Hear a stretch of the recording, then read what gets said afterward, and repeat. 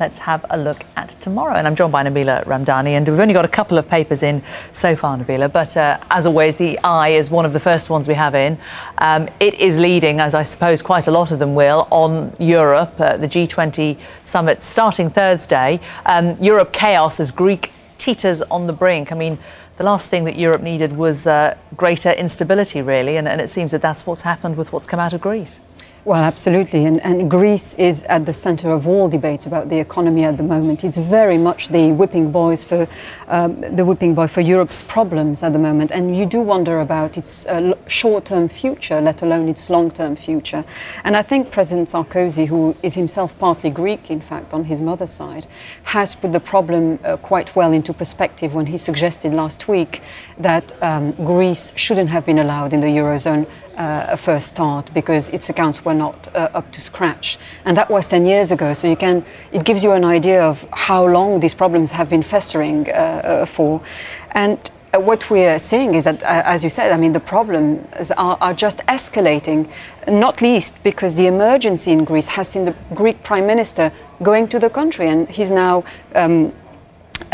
going with a referendum on the bailout plans. Which surprised Sarkozy, but it also surprised his own finance minister. It does seem that he was just operating by himself when he made this announcement. Did you think it's a sensible course of action to take? No, and I think, as we've heard a moment ago, as President Sarkozy put it, you know, it's important, of course, to put things to referendum and listen to the popular vote, but not necessarily in a case of emergency, as it is for the huge crisis which needs to be sorted out as soon as possible. So I think that was not a wise move, not least because the Greek population is probably not going to accept the debt package and will probably ask to leave the Eurozone. And some commentators are saying that you know, that this could possibly not happen until January, so that's going to lead to enormous instability until then, but also that there's a possibility that George Papandreou may not even be able to last the week, according to some of his critics, because of this action. Yes, his government is very much threatened, so he might not be the one who's, you know, follows up on the Greek situation himself. He might have to resign as a result of that. And it was very important and indeed crucial for the Eurozone to sort out this as soon as possible. We've heard President Sarkozy say, you know, this bail must go ahead. And, you know, German Chancellor Angela Merkel and Sarkozy are absolutely furious that, you know, the idea of a referendum has been brought up at the last minute, at a time when the G20 summit is going to meet in the south of France.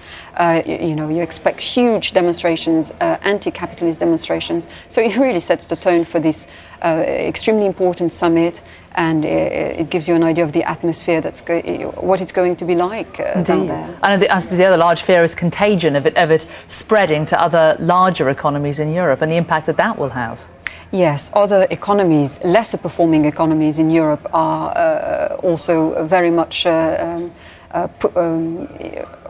come to the fore now, including, of course, Portugal, Italy, Spain, and Ireland to a certain extent. So this will have huge repercussions across Europe.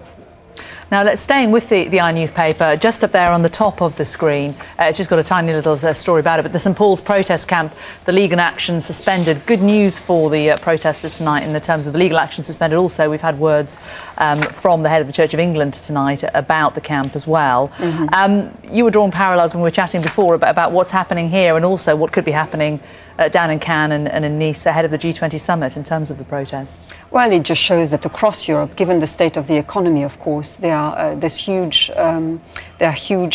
movements protesting against banking excesses and leading anti-capitalist campaigns. And so we're seeing this in London. It has been going on for a while, but I don't think it's the end of it, not just in the UK, but across Europe. And the Church's move now to back down effectively also shows that the Church is trying to be Christian about it, which is, of course, a good thing. But it's not as simple as that. And many people will accuse them of backing down in the face of illegality, of course. But what it also shows, that this whole protest shows the difficulty of an established institution like the Church of England to deal with or to reconcile religious values on the one hand with political ones on the other hand. So that's the dilemma in which the church has been caught throughout. It does seem to have been stuck in a really invidious position, hasn't it? I mean, how do you think it's acquitted itself throughout it? Do you think the church has handled it well, you know, as well as it can, or do you think that mistakes were made from the very beginning? Well, I think this massive U-turn reflects bad on the message the church wanted to send out in the first instance. But the good news, of course, is for the activists, because it's a victory for them to a certain extent, because it means that they will remain camped outside the church for a while, and they also talking about carrying on the protests well into next year. The protesters will also be extremely happy, because they've earned a maximum publicity because of the divisive or the position of the church in all that.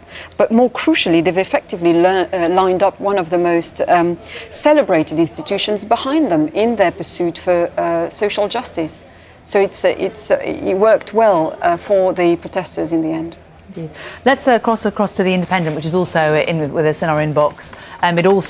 It's top picture story there. Oops, there goes the Euro rescue plan. But its headline is Lies, Damned Lies and News International. And this is the information that's been released from the Parliamentary Committee's secret internal documents kept by News International, revealing that some executives knew 3 years ago of overwhelming evidence of senior journalists' involvement in phone hacking. This does seem to broaden out the story from the suggestion that it was just one lone reporter to the suggestion that it could be many reporters on the paper. How damaging do you think this is for News International? Well, it's more and more incriminating evidence that's coming out in the shape of those damning emails, which reveal, in fact, that senior executives were aware of the practices of the newspaper and which seem to be. They knew about it, as you said, 3 years ago. Overwhelming evidence is coming out, so it's getting more and more incriminating for News of the World executives. And James Murdoch is due to appear before the Culture, Media and Sports Select Committee again on the 10th of November. What do you make of his position? Well, it's an untenable one, really, because he took over business from his father.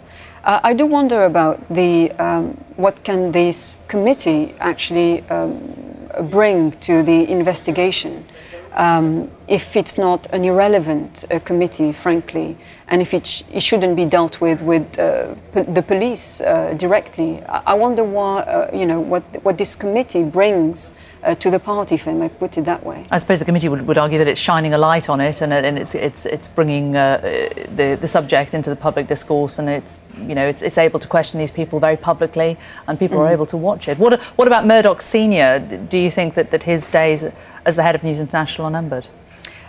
Very much so, and he's very much slipped into the background. He's not in the public eye any longer for now. But it's almost a